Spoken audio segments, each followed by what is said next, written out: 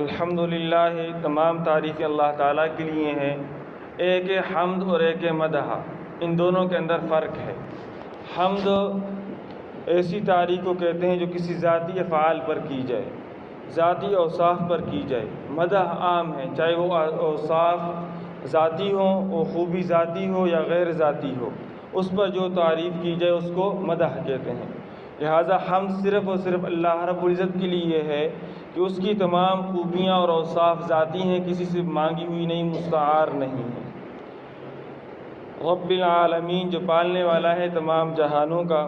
رب کا معنی ہے پالنے والا، پرورش کرنے والا، تربیت کرنے والا۔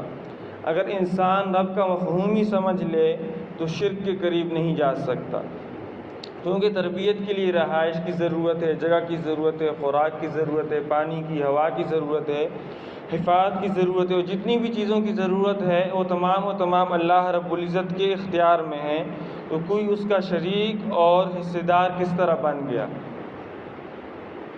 اور اس کے سوا کسی اور کے پاس حاجت روائی کے لیے جانے کی ضرورت ہی کیا ہے؟ اور تربیت کرنے والا صرف اور صرف کون ہے؟ اللہ تعالی۔ عالمین، یہ جمع ہے عالم کی، اور عالم کے معنی ہیں جہان کے۔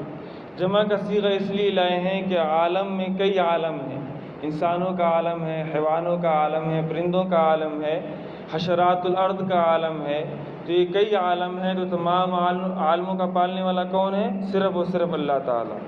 الرحمن، بے حد مہربان ہے، الرحیم، نہایت رحم کرنے والا ہے، مالک یوم الدین، جو مالک جزا اور بدلے کے دن کا۔ دین کے معنی ہیں بدلہ اور جزا۔ آج بھی حقیقی مالک تو وہی ہے، مگر عارضی طور پر بندوں کو مالک بنایا ہے، اور تیری اور میری کہتے ہیں کہ اس جگہ میری حکومت ہے، وہاں تیری حکومت ہے، یہ میری چیز ہے، وہ تیری چیز ہے، یہاں میرا اقتدار ہے، وہاں تیرا اقتدار ہے۔ مگر قیامت کے دن جب تمام کائنات جمع ہوگی، رب تعالیٰ کی طرف سے اعلان ہوگا لمن الملک اليوم، آج کس کی ملک اور شاہی ہے، آج کس کی بادشاہی ہے؟ دنیا میں تم بادشاہ اور بڑے آدمی بنے ہوئے تھے تو اور کہتے تھے کہ میرا ملک، میری بادشاہی۔ اس وقت سب کی زبان سے نکلے گا للہ الواحد القہار، کہ آج اللہ واحد قہار کی بادشاہی اور شاہی ہے، وہاں میری تیری کرنے والا کوئی نہیں ہوگا۔ ایاک نعبد، اے پروردگار ہم صرف تیری ہی عبادت کرتے ہیں۔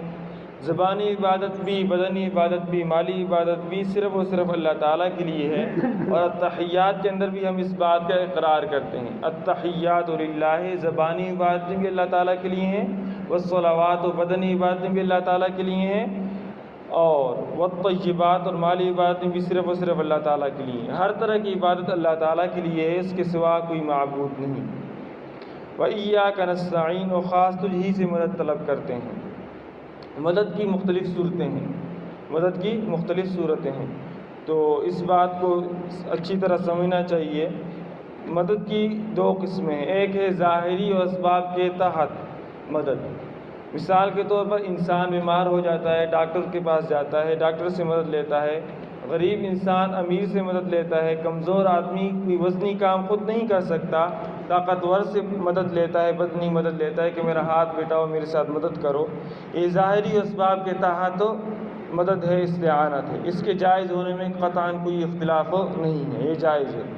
اسی استعانت کے متعلق، مدد کے متعلق اللہ رب العزت قرآن مجید میں فرماتے ہیں وَتَعَاوَنُوا عَلَى الْبِرِّ وَالتَّقْوَىٰ، تم ایک دوسرے کے کاموں، ایک دوسرے کی مدد کرو نیکی اور تقویٰ کے کاموں میں۔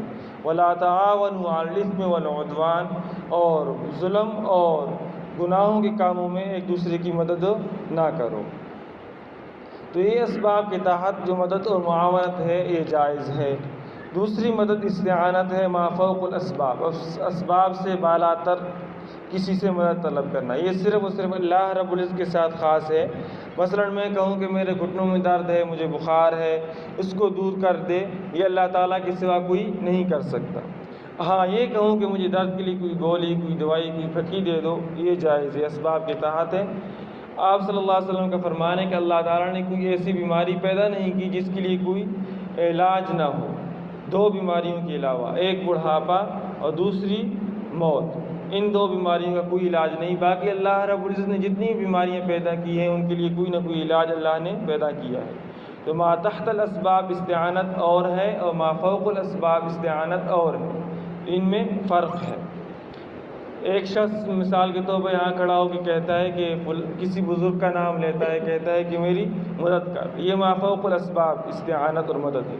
اس طرح کہنے میں ان کو حاضر ناظر اور عالم الغیب ماننا پڑے گا، اور حاضر اور ناظر اور عالم الغیب صرف اور صرف اللہ رب العزت کی ذات ہے، اور متصرف فی الامور سمجھنا پڑے گا کہ وہ تمام کاموں میں کیا ہے، متصرف ہے، تمام کام کرنے والا ہے۔ یہی کفر کی بنیاد ہے، اور تمام فقہاء کرام رحمۃ اللہ علیہ مجمعین کے اس مسئلے میں اتفاق ہے کہ من قال ارواح المشائخ حاضرۃ تعلم یکفر۔ تمام جتنی فقہ کی کتابیں ہیں، شامی، عالمگیری، البحر الرائق، بزازیہ میں ہے کہ جو آدمی یہ عقیدہ رکھے کہ مشائخ کی ارواح حاضر ہیں اور ہمارے حالات کو جانتی ہیں، تو یہ آدمی پکا کافر ہے، کیونکہ یہ ما فوق الاسباب استعانت اور مدد ہے، اور یہ اللہ تعالیٰ کے سوا کسی سے جائز نہیں۔ تو الحمدللہ سے لے کر مالک یوم الدین تک اللہ تعالیٰ کی تعریف تھی۔ ایاک نعبد و ایاک نستعین میں اپنا تعلق بتایا کہ ہم تیری عبادت کرتے ہیں، تو اس سے مدد مانگتے ہیں، طلب کرتے ہیں۔ آگے سوال کس چیز کا ہے، اس کا ذکر انشاءاللہ تعالیٰ کل ہوگا۔ اللہ پاک عمل